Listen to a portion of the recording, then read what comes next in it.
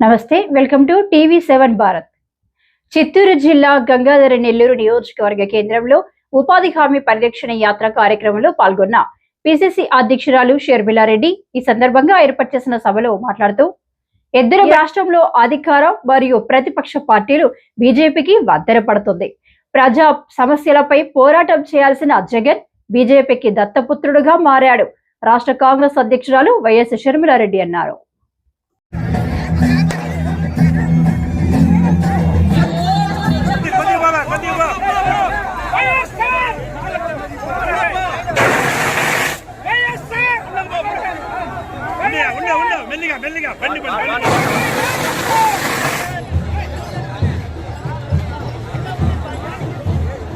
నియోజకవర్గ ప్రజలందరికీ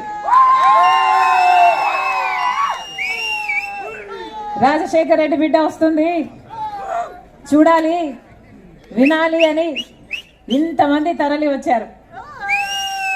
మీ పనులు మానుకొని మా కోసం సమయం చేసుకొని మీరు వచ్చారు. ప్రతి అన్నకు, ప్రతి తమ్ముడికి, ప్రతి అక్కకు, ప్రతి చెల్లికి, ప్రతి అమ్మకు, ప్రతి అయ్యకు మీ రాజశేఖర రెడ్డి బిడ్డ శిరస్సు వంచి చేతులు జోడించి మనస్ఫూర్తిగా నమస్కరించుకుంటాను.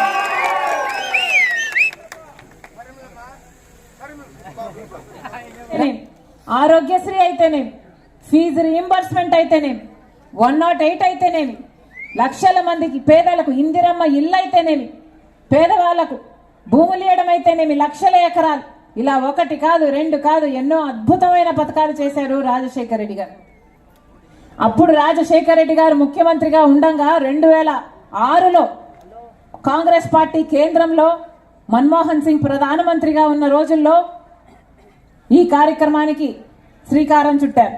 మహాత్మా గాంధీ జాతీయ గ్రామీణ ఉపాధి హామీ పథకం, మన భాషలో కరువు పని అంటాం, లేక ఉపాధి హామీ పని అంటాం.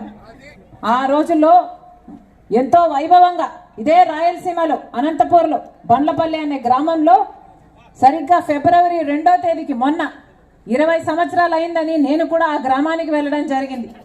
20 సంవత్సరాల క్రింద ఇదే రాయలసీమలో పురుడు పోసుకుంది ఉపాధి హామీ పథకం. కాంగ్రెస్ 10 ఏళ్ళు అధికారంలో ఉంది. ఆ 10 ఏళ్ళు బ్రహ్మాండంగా నడిచింది ఉపాధి హామీ పథకం. ఆ రోజుల్లో రాజశేఖర రెడ్డి గారు ముఖ్యమంత్రిగా ఉన్నప్పుడు ఆంధ్ర రాష్ట్రంలో ఇదొక పైలట్ ప్రాజెక్టుగా తీసుకున్నారు. ఆ రోజుల్లో మహిళలందరూ వచ్చి రాజశేఖర రెడ్డి గారి దగ్గరికి వచ్చి, అయ్యా మాకు మగవారితో సమానంగా వేతనాలు ఇవ్వండి, మేము చేసే కష్టం తక్కువైనా కూడా మేమే మా చేతనైనంత చేస్తున్నాం, మాకు బిడ్డలున్నారు, మేము ఇల్లు నడుపుకోవాలి అంటే రాజశేఖర రెడ్డి గారు వెంటనే ఒప్పుకొని ఆడవాళ్లకు కూడా సమానంగా మగవారితో సమానంగా వేతనాలు ఇప్పించారు ఆ రోజుల్లో ఉపాధి హామీ పథకంలో. అలాగే మాకు మధ్యవర్తులు వద్దు, కమిషన్ కట్టింగ్లు అవుతున్నాయి, మాకు నేరుగా డబ్బులు వచ్చేటట్టు చూడండి అంటే ఒకేసారి 60 లక్షల అకౌంట్లు ఓపెన్ చేసిన ఘనత రాజశేఖర రెడ్డి గారు. మన రాష్ట్రంలో విధి విధానాలన్నీ రూపొందిస్తే ఆ తర్వాత ఫేజ్ 2లో దేశమంతా అమలైంది ఉపాధి హామీ పథకం. ఎంతో అద్భుతంగా అమలైంది. మన రాష్ట్రంలో అయితే రాజశేఖర రెడ్డి గారు ముఖ్యమంత్రిగా ఉండగా 1,10,00,000 జాబ్ కార్డులు ఇచ్చారు. అంటే దాదాపు 2,25,00,000 మంది కుటుంబానికి ఇద్దరేసుకున్నా అంతమంది పని చేశారు ఉపాధి హామీ పథకంలో. అంత వైభవంగా జరిగింది ఉపాధి హామీ పథకం. అసలు ఇంతటి ఉపాధి హామీ పథకం ప్రపంచంలోనే ఎక్కడా లేదంట. కోట్ల మంది ప్రజలు ఒక ఉపాధి హామీ పథకంలో ఇంతమందికి ఉపాధి కల్పించడం అన్నది ప్రపంచంలోనే ఎక్కడా లేదు. ఇది అతి పెద్ద ఉపాధి పథకం కాబట్టి ప్రపంచంలో ఎన్నో దేశ విదేశాల దగ్గర నుంచి వచ్చి కూడా, ఇక్కడ యూనివర్సిటీల నుంచి వచ్చి కూడా రీసెర్చ్ పేపర్లు తయారు చేసి మరీ వెళ్లారు ఉపాధి హామీ పథకం మీద. అంత గొప్ప పథకం మహాత్మా గాంధీ అని అడుగుతున్నాం.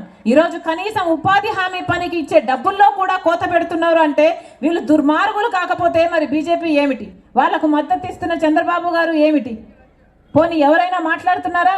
కూటమి సర్కార్ ఎలాగో మాట్లాడు, చంద్రబాబు గారు, పవన్ కళ్యాణ్ గారు ఎలాగో మాట్లాడు. పోనీ జగన్మోహన్ రెడ్డి గారు అయినా మాట్లాడుతున్నారా?